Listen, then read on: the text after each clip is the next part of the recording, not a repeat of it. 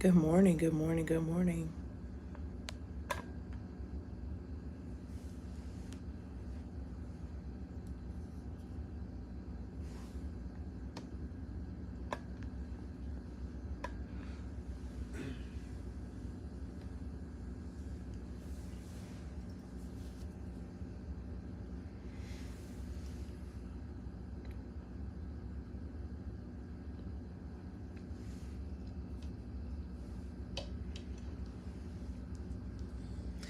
Good morning, y'all. Good morning, good morning, good morning, good morning.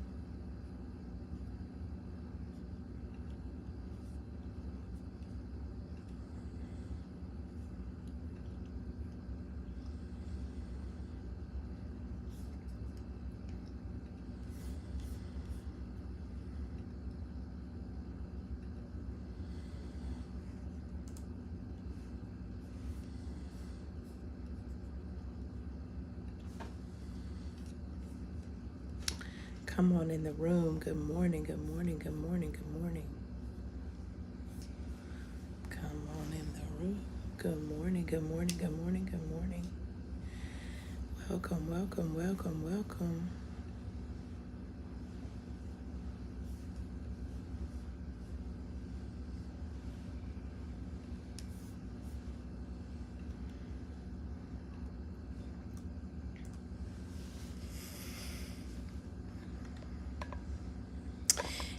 Hey, Antoinette and Sherry and Belle and Jonice and Leah and Pat, Shalise, Irie, Floretta, Glency, Reggie. Good morning, Leslie. Leslie, I'm in your area, down in the bottoms. Good morning, Monique. Good morning, Kim. Hey, everybody. So as you can see, I'm on vacation. I'm talking low, as you probably hear, because I'm in the same room as my family. And I thought about going to another space, but here I am. And they getting a good sleep in. So I'm gonna take my earbuds out because I hear an echo. And I had a man to cancel out the noise because they getting a good sleep and they snoring. But snoring is natural. Amen. I mean, they're literally right next to me. But me and this echo is not gonna work. Good morning, good morning, good morning.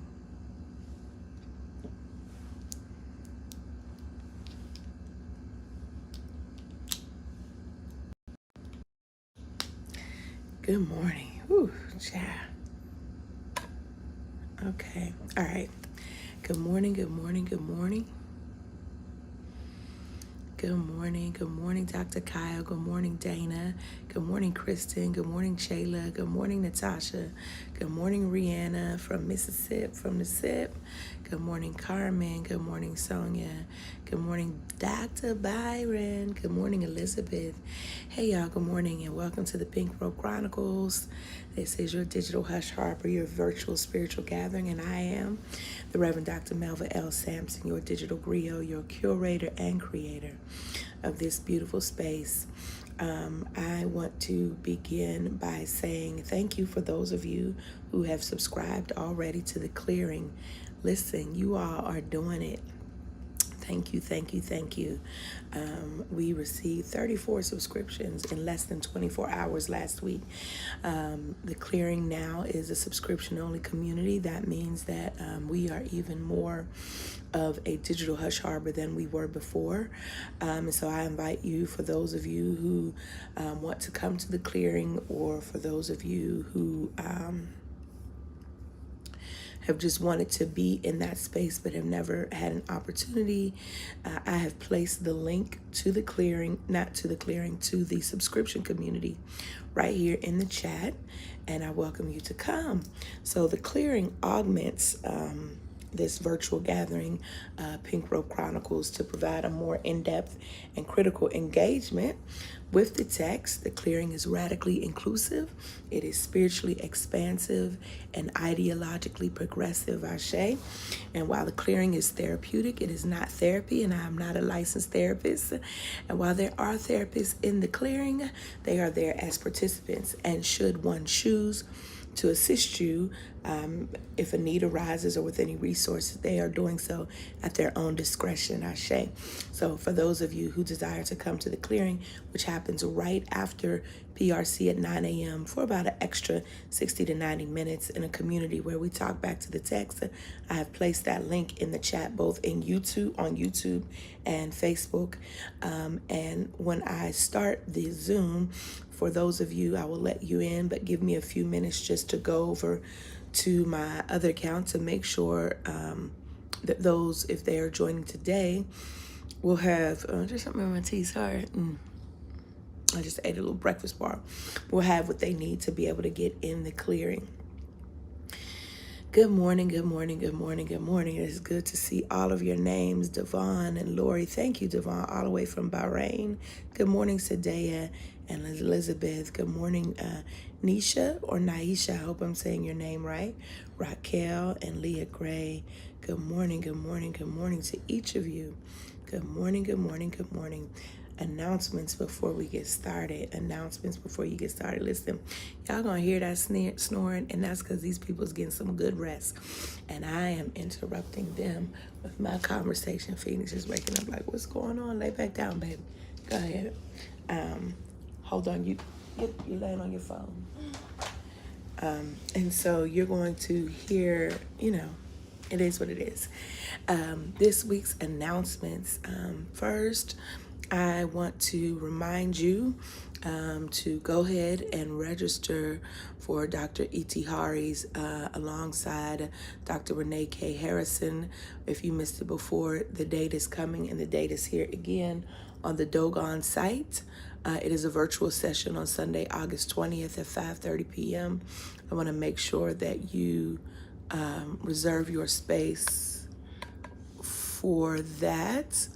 I'm not sure. I can't see the date here, so I'm not sure if we missed it. But for those of you who desire to pay homage to Baba Mutulu Shakur Mojubai, which means we pay homage in Yoruba, this gives the date and the time for those memorial services that will be live streamed. Also, for those of you, listen, the sisters are gathering. The sisters are gathering. Dr. Irie session and Dream Big, as well alongside me and Pink Rope Chronicles, are hosting When Sisters Gather Sisterhood Retreat 2024 in La Romana, Dominican Republic. As soon as we post a villa has been selling out. We are up to Villa 4 and probably will cap it at that, and because we want it to remain an intimate gathering. But just know we are so appreciative for all of your support, and just continue to look out for the future. Who knows, we may do something soon. Definitely will continue to do the Sisterhood Retreat, but just want to let you know. Also, if Dr. Monica is on, hold on, let me see if I still have my links up. Sugar. I don't have my link up. Give me a minute to get my link, but I want to provide for you, if it is not too late. I know it might be too late because the class started on July 17th, which is Dr. Monica's grief, not this free webinar. I'm not even going to show that because that's a little false advertisement that PRC has. So for those of you who signed up for Dr. Monica's course, I'm sure that you are in it, and it is providing all that we need. Naisha. Okay, good. All right, good morning, Tisa. Good morning, Camille. Good morning, Tanil. Good morning, Winter. Good morning, Essinam. Gerard, good morning. So listen, y'all, I also want to say thank you before we get into this Chronicle. I want to say thank you to those who journeyed with our family, both in person and spirit and in spirit. Shout out to Village Keepers Carmen White Yanak and Tim Yanak for heading to the Haley Farm, not just for us, but definitely to, because they are advocates for children. Hey, Thelma, how you doing? Hey, friend, hi, Kanita. And it was phenomenal. If you have never been, good morning, Dr. Tawana. If you have never been to the Alex Haley Farm, then wow. I encourage you next year to really consider going. Dr. Starsky Wilson, the Reverend Dr. Starsky Wilson, the president, and the entire staff of the Children's Defense Fund. It was the 50th anniversary of the founding of the Children's Defense Fund, which was founded by Marion Wright Edelman, and the anniversary acknowledgement of the Black Church Initiative. So the institute is the Samuel DeWitt Proctor Institute for Child Advocacy and Ministry, where we highlighted the Reverend Dr. Prathia Hall in her coining the phrase freedom faith and all of the work that she did. So Dr. Courtney Pace was there, who is the biographer of Dr. Reverend Prathia Hall. And it was just, I don't want to start calling names because I know that I will forget some. And it was just so phenomenal. It was a phenomenal time. And the land is sacred. The land is just sacred, and it's just holy. So thank you for those who watched online. Thank you to those who were there. I must absolutely give a shout out to Dr. Kyle Wooten, our very own village keeper, Dr. Kyle Wooten. Listen, I really cannot say enough about Kyle.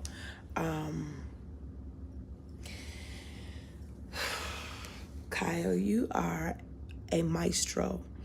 Your gift, my God, like it is, I really don't have words. I really don't have words. I don't. Is what I can say. You are everything and more. And I just want you to know that. I want to say it to you, from meeting you during the pandemic, from, becoming a village keeper in this community, for leading us in the pandemic with your musical abilities and gift, God. So y'all, Kyle, for those who weren't there, I served as a great preacher alongside some great preachers, Reverend Dr. Gina Stewart, Reverend Dr. Gabby, and Andrew Wilkes, and Reverend Raquel Gill, along with myself. And so we are invited to also plan the worship. And they invited, everyone to have songs, what's your song, what you want. And Dr. Tony McNeil, who's also a village keeper, is equally brilliant alongside the brother, and forgive me, Kyle, if you know his name, if you don't mind typing it, who was also a part of the music ministry, the drummer and the other pianist. Listen, they play. However, I was tasked with choosing a song that I wanted to engage, and my song was Jhené Aiko's Frequency. And listen, if you don't know, maybe someone share the words here, but if you don't know it, it is a beautiful song, because I understand, for me, for Melva, that sacred text, gospel is not the only sacred text, and some gospel is not even holy. How about that? Some gospel songs are not holy because they are steeped really in tragic theology, problematic theologies that challenge and question people's authentic ways of knowing and being. This is not even holy. And then sometimes we think if we take the lyrics that a person intentionally wrote for a song over a beat, and if we remove those lyrics and we replace those lyrics with God, then somehow we believe that that's holy. But that's a whole nother part. Just know that Kyle Wooten, Dr. Kyle Wooten, The way that he sang that Frequency song, And We Are Never Far, was absolutely phenomenal. Phenomenal. So those are your weeks. Those are this week's announcements. Again, for those of you who plan to come to the clearing, I want to remind you that the clearing now is a subscription community. And for those so I will put the link for the community right here again. That means that you can only get the link to the Zoom if you subscribe to the community. So that will mean that some of you might need to make, you may miss a couple until you are in a position where you are able to do such. But it was necessary, had to be done. I'm glad we're here. Ashe and amen. Given that I am on vacation, and thank you. Thank you, Carmen, for putting the words up here. Given that we are celebrating the Icon's birthday, and shout out to those of you who blessed her Cash App, those of you who celebrated Phoenix's 14th birthday with us. Big girl's turning up. She had her sister and her cousin had a chance to turn up, and we are grateful to that. I'll share more about that a little bit later. So because I went back into the virtual file cabinet ministry and pulled out something that I think is fitting to continue in the conversation, to something that is fitting for this season that we are, as we are now in the last quarter of the year. It's the last quarter, right? Yeah. The last quarter of the year. I want to lift up something that you've heard before in this community, but I want to lift it up again as a reminder, Ashe, as a reminder. And it comes from a very familiar text in Philippians, the letter to the church at Philippi, Philippians chapter 1, verse 6, which is very familiar for some of you. And it reads like this. Being confident of this, that the one who has begun a good work in you will carry it on to completion. Being confident of this, that the one who began a good work in you will carry it on to completion until the day of Christ Jesus. Being confident of this, that the one who began a good work in you will carry it on to completion. Ashe.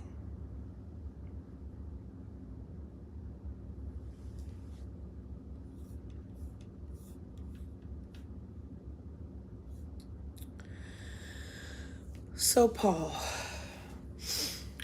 writes to his beloved community in Philippi.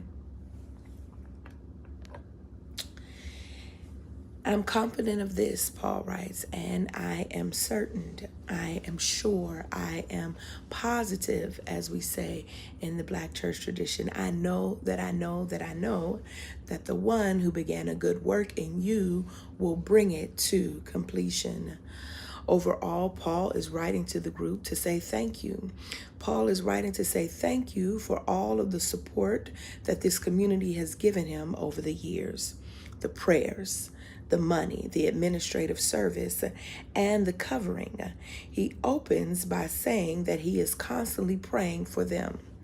Paul knows that to be a follower of Jesus, or a follower of Christ, as Paul would say, is an affront to the empire and the Jewish religious authority.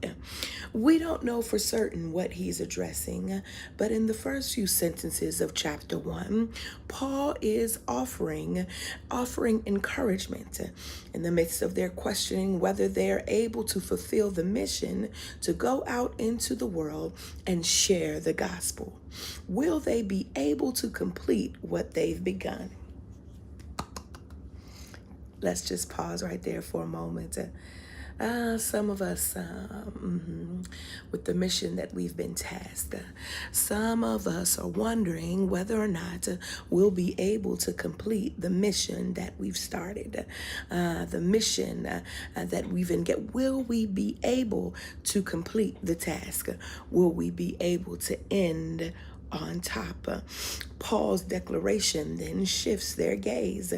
And the text doesn't say that I'm confident that you, Melva, can do it. It doesn't say that I'm confident that you, Carmen, can do it, or that you, Roslyn, can do it, or that you, Lima, can do it. The record says that I am confident that the one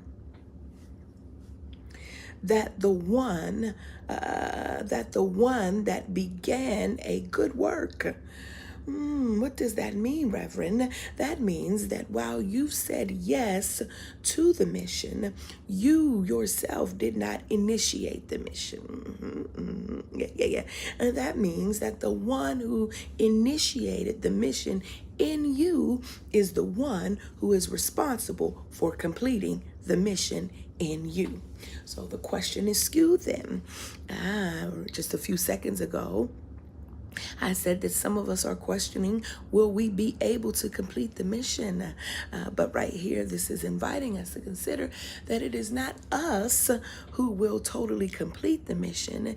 It is the one who has initiated the mission that will give us the wherewithal, that will give us the vision, that will provide for us the resource and the opportunity to complete the mission. Y'all with me? Come on, Paul says God will. Not God possibly, and not perchance God might, and not feasibly God should be able to, not conceivably God is capable of, but God will is what the text says, Reverend Monique. But God will. Here, will is a verb. Let's go to grammar. A verb describes an action, a state, or an occurrence. Will is used to express fortuity, to express capability or sufficiency. And here's my definition, my favorite definition though of will. Will used to express the inevitable as the work that has begun, that God has begun in us. Let me run it back. What's my favorite part of this definition? How we use will here is used to express the inevitable as in the work that God has begun in us. The sound of your genuine, the work that your soul must have is inescapable, inexorable. It is fated. It is anticipated, as in it is bound to happen, as in it is unavoidable. Why? Why and how does Paul have so much confidence in the future, given the fact that when he dictated this letter, he was in jail? Listen, have you ever started out a thing or began a mission and you were in a compromising position? Your situation did not appear as if it would be something that you would be able to overcome, yet you hear a vision, you see a vision, you get in your heart a mission, but what your circumstances do not appear to yield. This was where Paul was. How is it that he has so much confidence in the future, given the fact that when he dictated this letter, he was in jail? What fueled this confidence of his? Why was he not disillusioned? How had he not grown cynical, disenchanted, disappointed, and dissatisfied? I like the reason that Bible scholar Morna Hooker gives. And she says, Morna Hooker says, because Paul's confidence about the future is grounded in what God has already done in the past. I'm trying to be so quiet, but I want to shout so bad. I want to shout so bad. Do y'all hear this? Why? Let me run it back. That Morna Hooker says that Paul's confidence about the future is grounded in what God has already done in the past. So what is the point? What will happen in the future is the completion of what has already begun. Paul's focus was on Jesus coming back.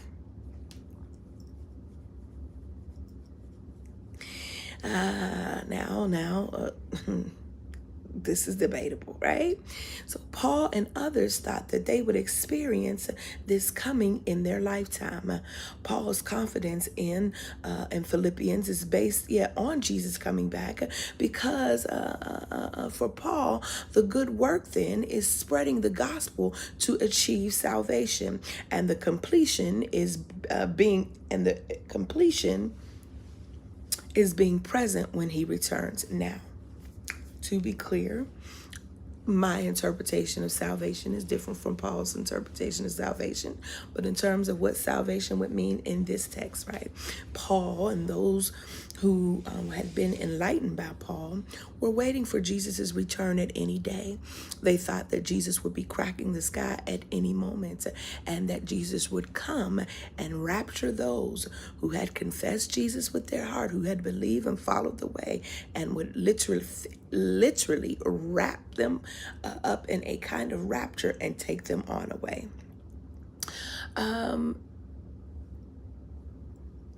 I have my own thoughts about that, but they're neither here nor there. They don't take away from the message that is putting forward, that I'm putting forward right now in this meditation.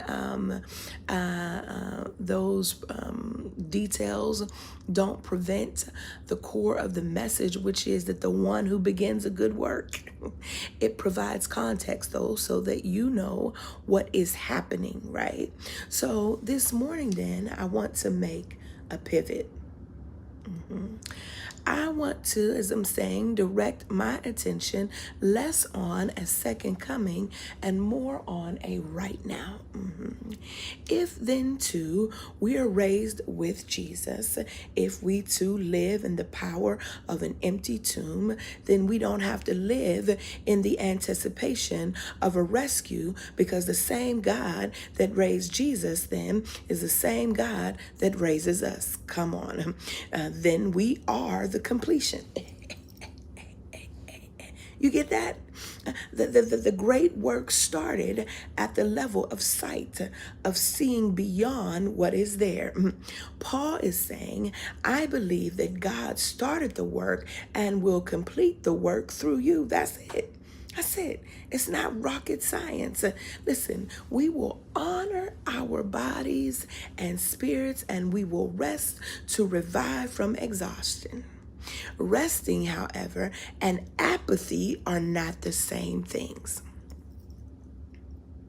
To rest, then, is to refresh, to repose, and relieve.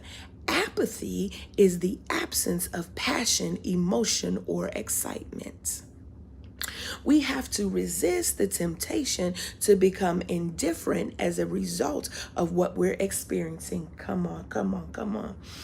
What do I mean? You can experience so much, you just become numb.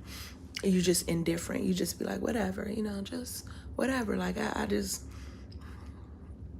you been there? Anybody been there? I've been there. Listen, I was just recently there. I'm just, whatever. I'm pissed about it. I know I'm talking good. I'm pissed about it. And it's just whatever. I'm just, if you do it, you do it. If you don't, you don't. I just am too frustrated to even keep going on this merry-go-round. The merry-go-round that is when you move out, you step out on faith and to lean into the mission, to lean into the work, and it seems like doors just close. It seems like doors just aren't opening, or it seems like those who stand at the gate just keep standing at the gate. And there's nothing more dangerous, though, than indifference. There's nothing more dangerous than indifference. Yeah. So you have to resist becoming indifferent because of what we're experiencing, because of what you're experiencing. Yeah. We on the same page?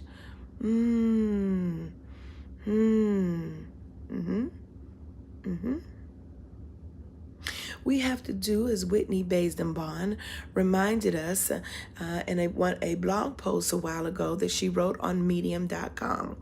We have to find our communities of support. We have to retrieve our imagination.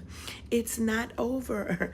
After the first two stanzas of Brian Courtney Wilson's song, he sings, but don't you give up until you see how God is ordering your steps so you can walk into your season.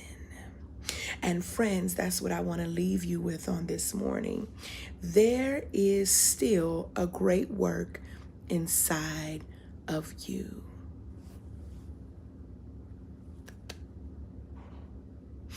I don't care how many do-overs have to happen, my goodness.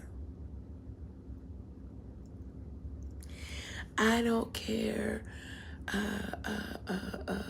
how many close calls there are. There's still a great work.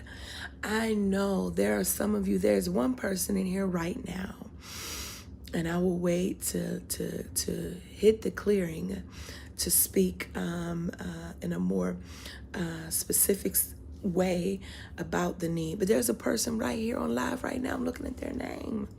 And you know that I'm talking to you, that you are in a situation that you need to gather a certain amount of money before proceedings start on your home dwelling. I just need a few folk who've been in that seat before. I need a few folk who've been there. And if it's not that, you understand and you've been in a similar situation wherein your circumstances make you question whether or not there is indeed a great work.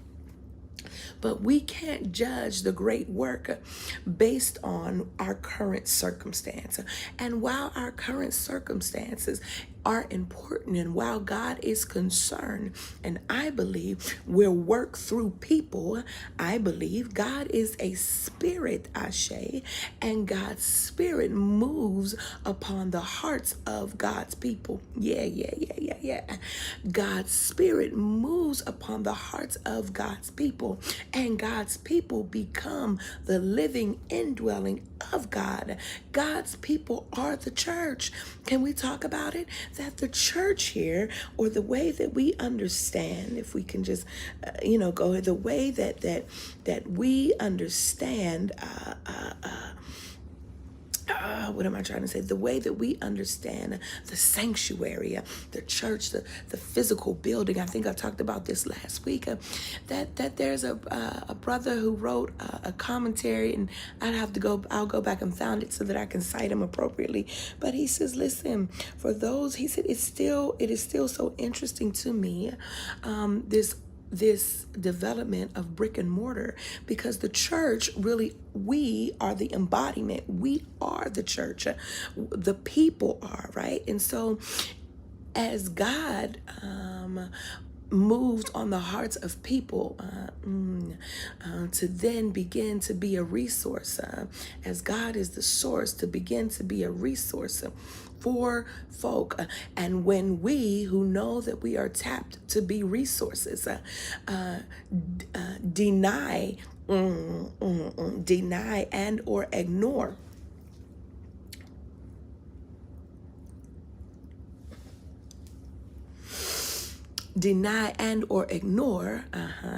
then because we ignore and or deny, and some would say because of their own some for fear, because if I help you, then I won't be able to help myself.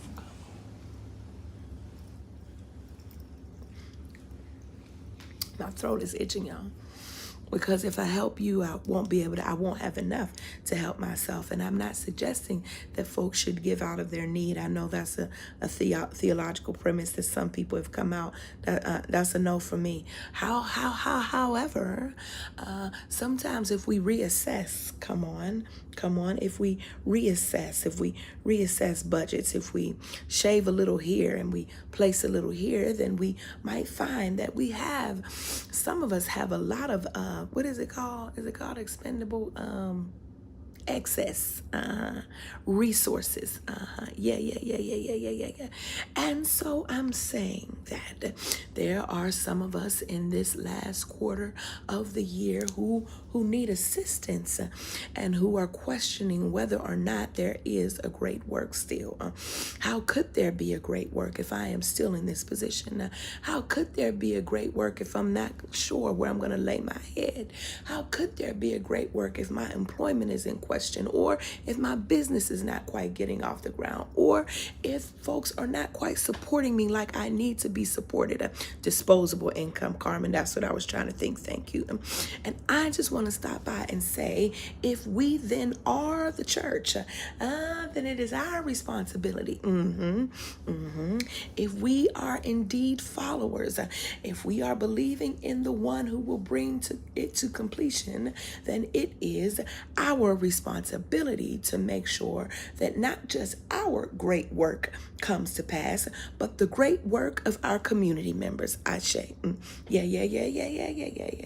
The great work of our community members. What does it mean for me to lay my head down at night? What does it mean for Melva not to just only lay my head down at night? Ashe. Dr. Lisa Allen is my very good friend, and she is quoting around the Invisible Institution the work of W.E.B. Du Bois and the work of many early church historians and sociologists who share with us that the clearing, the invisible institution, precedes brick and mortar. Very clear. Yeah. And so then what does it mean then for us to become invisible again? What would it look like if we became an invisible institution once more, where our work was not so visible, where we were not so concerned? If COVID-19 has taught us anything, what it has really done is some of us should be reassessing the utility of our buildings. Whether or not we need certain levels of space, what we're doing with buildings, how we can redirect resources, how we can engage in space share. Listen, friend. If indeed we are a people of Ubuntu, if we believe that our fates are inextricably linked, if we believe that I am because you are, then there is no way that anyone in our community should be facing down something that threatens to take the very livelihood that they have worked to secure. There is no way that anyone in our community should be in a space and place wherein they are living because proceedings are going to start in 5 days. Listen, I read your testimony, Kim. Yeah.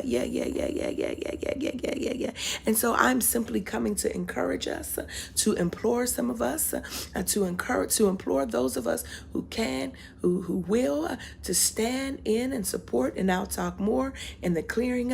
And for those of us, Ashe, who are just really weighed down by the circumstances of life, weighed down by the circumstances of our own lives, weighed down my close friend circle, yet again experienced another loss. Next week will make the third time in a span of a year that I'm hitting my hometown to eulogize someone. Listen. That the first time I preach in the church of my youth will be to eulogize a young black male shot and killed as a result of gun violence.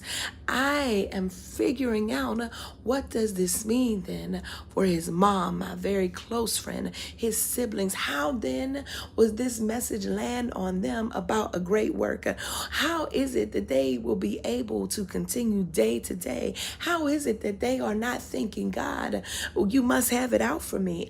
This is the very work that Dr. Monica is doing. Where is it then? What do I care about a great work when so much harm and so much pain that is coming my way makes me not even want to live? What does it mean? Then it requires those of us who are who have some footing to make sure that we become links in a chain, and that this chain does not break with us. That maybe because we have a little bit more stamina at this point in the journey. Yes, that we are linking with those who may have a little less, my goodness.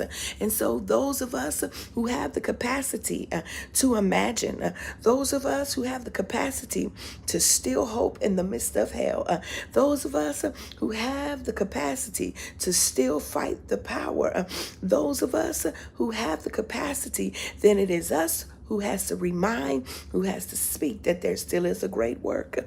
There still is a great work inside of you. I know this year has snatched every last one of your edges. I know that all hell has been coming for you, for your children.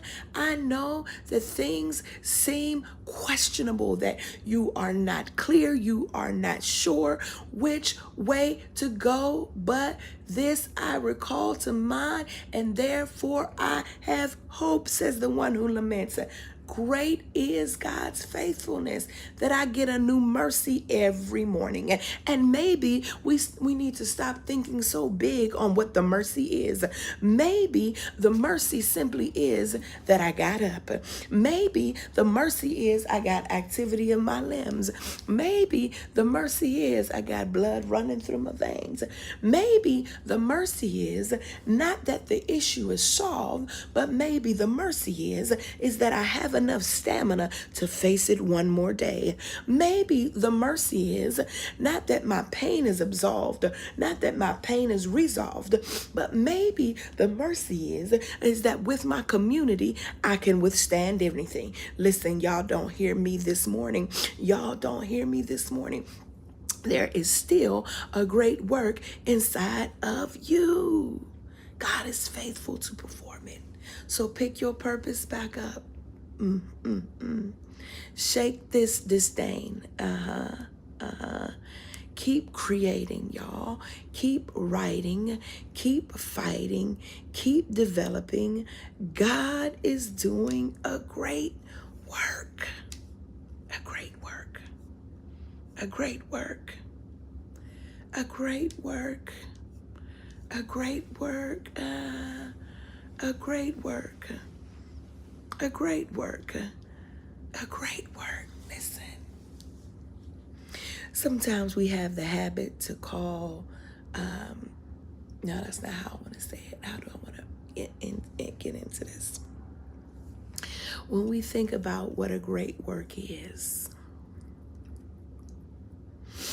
when we think about what a great work is, it is the case for some of us that we call names of ancestors who absolutely did do great works. But let's start calling the names of folks who are doing great work right before our eyes. Folks whose testimonies we've heard. Folks who said, man, I had no idea that this is how they would go. This would go off. What if our Nat Bishop, Tricia Hersey, would have not written Rest is Resistance? What if Arthur Cole would have not written This Here Flesh? What if Candace Bimbo would have not written Red Lip Theology? What if Starsky Wilson would have said, no, I don't believe that I'm able to become the president of the Children's Defense Fund? What if Natasha Robinson would have not believed in herself enough to create Legalese Please, and that when the times have gotten tougher, even though she may have been close to just being like, what the hell is this? What if she would have said, I'm not interested? Would she now be an analyst on Court TV? What if Chelsea Green said, I'm not picking up this violin, not another time? What if Cal Wooten said, I'm not going to touch these ivory keys? Hey, God, what if, friends? What if? We cannot live in the what ifs. We cannot live in the what ifs, my goodness. What if Melva Sampson After preparing to preach back in 2016 and receiving a call from the then senior pastor uninviting me to preach because another sister said, I don't like her pulpit presence. I don't want to hear her voice in the pulpit again. What if Melva Sampson became so distraught? She was distraught, but what if she became allowed the disdain to overtake her that it muted her voice? What if she resisted the urge to speak and to engage in truth to power? What if we just gave up hope altogether? And I know that there are circumstances as such that make us want to go there. Good morning, Dr. Emma. I have a special link for you. I will inbox it to you soon as I end this. But what if? And I simply want to share with you, wherever you are, Attorney Francis, wherever you are, H. Matthew Seawright, wherever you are, there is still a great work. Your circumstances are important to God. And miracles happen through people. Because God is a spirit and God works miracles through people, uses people to work miracles. And so for those who stand in the need, for those who have the heart, for those who have the ability to open doors, for those who are prepared to walk through doors. That's the other thing. The reason why you cannot stop believing that there is yet a great work is because some of us will stop preparing. We will not be in the position to be able to walk through it. But if you just keep holding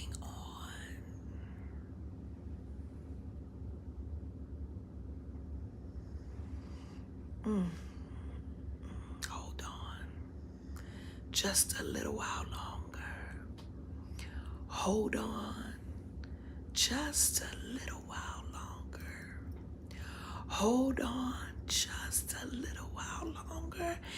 Everything is gonna be all right. Not perfect. Everything may not be perfect. Everything might not even be the way you would prefer it to be. But preference is just that.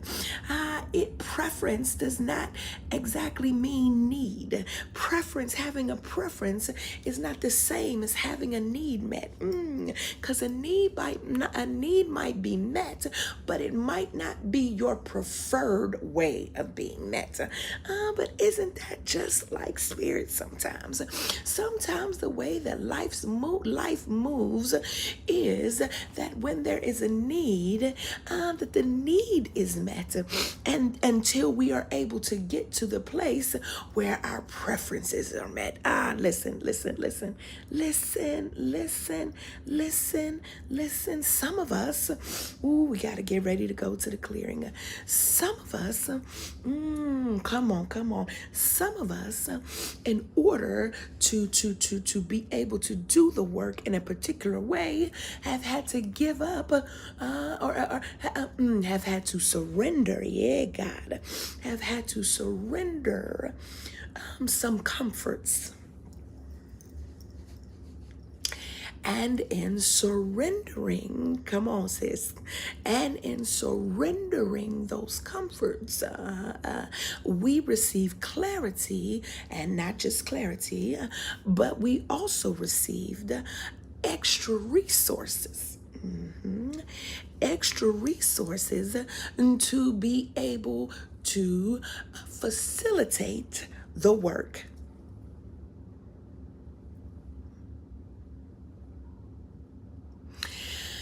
So instead of being frustrated or being envious as to why God is not moving on your behalf, instead of secretly wondering and counting other people's funds, wondering, well, what they just here, how they get there, and God, because you know what I used to say.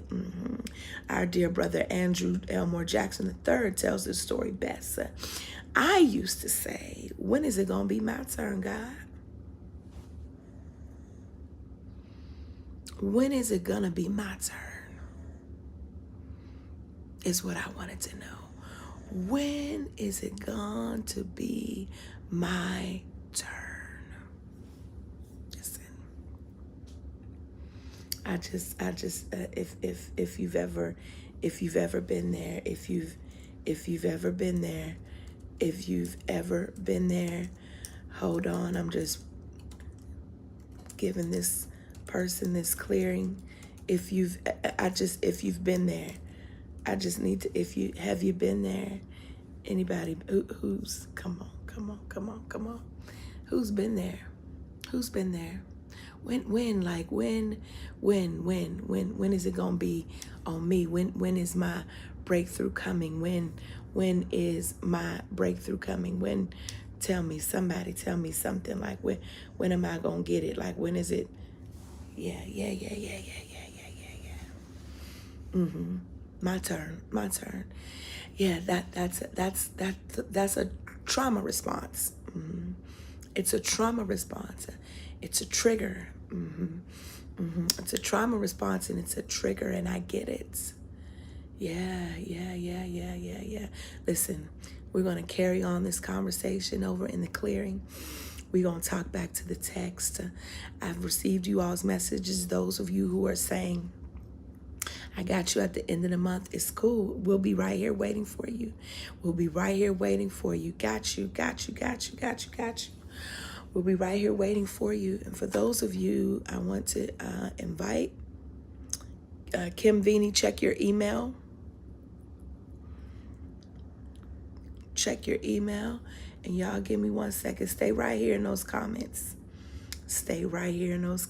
Ashe. Yes.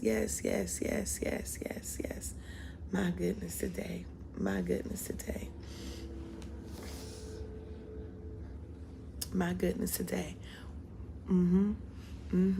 Stay right here in those comments until I grab this, and I'm getting ready to head over. And Dr. Emma, I'm about to put something in your inbox. Give me 1 second, y'all. In the meantime,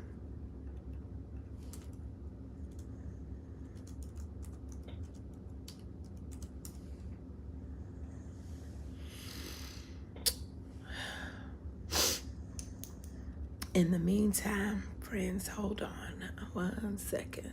Stay right in that chat. Stay right there. Child, now they want this authentication.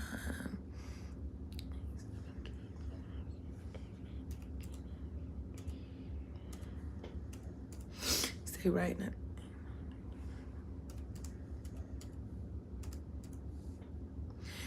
That is what I just saw, y'all. Okay, I'm gonna have to.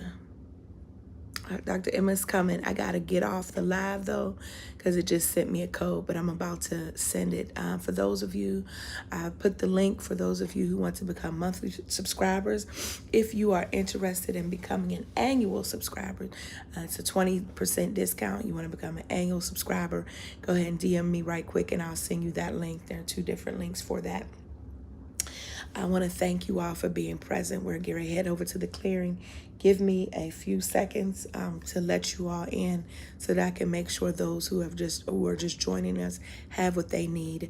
Y'all, there is a need that the clear people in the clearing will hear. But for those of you all who are not coming over to the clearing, I want to encourage you, as we have a need in our community, to give to our PayPal at Pink Row Chronicles, as well as or to our Venmo. Okay, I got you, brother. I got you. About to do it right now. Okay, so give me like about 5 to 8 minutes to start. Go over there and just wait in the waiting room, and then I'll start it. All right, and until next week, y'all. Until next week, I want us to just keep being a village.